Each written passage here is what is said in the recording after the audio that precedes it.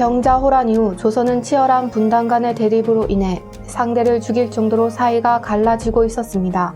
이에 영조와 정조는 탕평 정책으로 중심을 잡기 위해 노력하였습니다. 하지만 정조가 어린 세자를 두고 갑작스럽게 건강이 악화되자 어린 세자를 보좌해줄 외척을 요직에 앉혔습니다.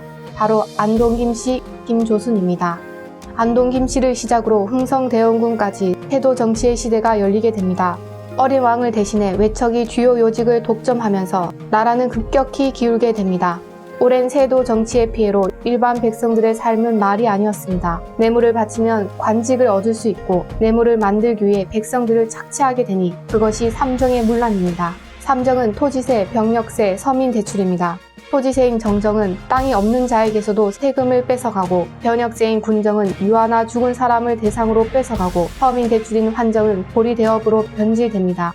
그러다 1863년 흥성대원군이 집권하게 됩니다. 흥성대원군은 실추된 왕권을 회복하고 국가적 위기를 극복하기 위해 노력했습니다. 가장 먼저 나라를 엉망으로 만든 세도 정치를 무너뜨리고 조세 제도를 개정했습니다. 국영 서민 대출 제도였던 황곡은 양반 지주들이 자치적으로 곡식을 대여해주는 사창제로 바꾸고 양반들에게도 병역세를 부과하는 호포제를 실시하고 분단 정치의 중심부였던 서원들을 대부분 철폐하여 민심을 안정시키려고 노력하였습니다.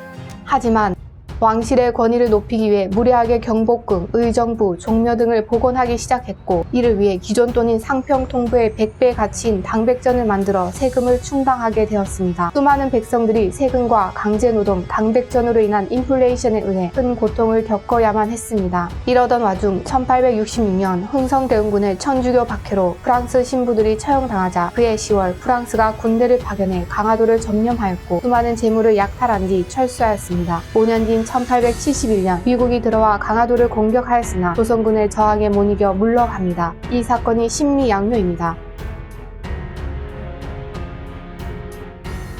흥성대원군은 미군의 철수 직후 척하비를 통해 개항을 반대하다가 1873년 고종이 친정을 선포, 흥성대원군은 실각하게 됩니다.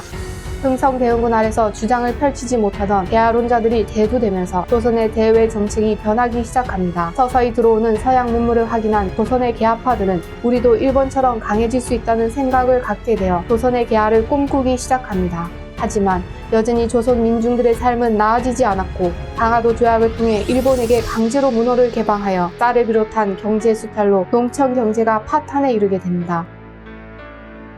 제가 이 일을 하는 건 주상전하를 위해서가 아닙니다. 전하와 사대부들이 정을 섬기든 명을 섬기든 저와는 상관이 없는 일입니다.